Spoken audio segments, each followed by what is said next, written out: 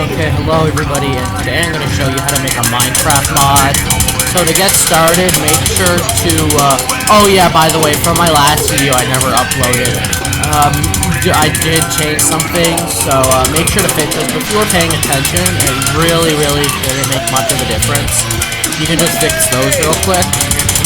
And now anyways, what we were doing is what we're doing now is we're making the code that makes the code do the code thing.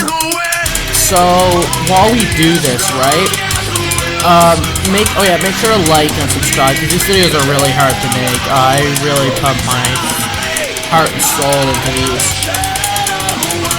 And now you see, also, oh yeah, make sure you're at the latest version. The link I put in the description last video, that's 3 versions out today, so now you have to upgrade it. But that shouldn't be a problem.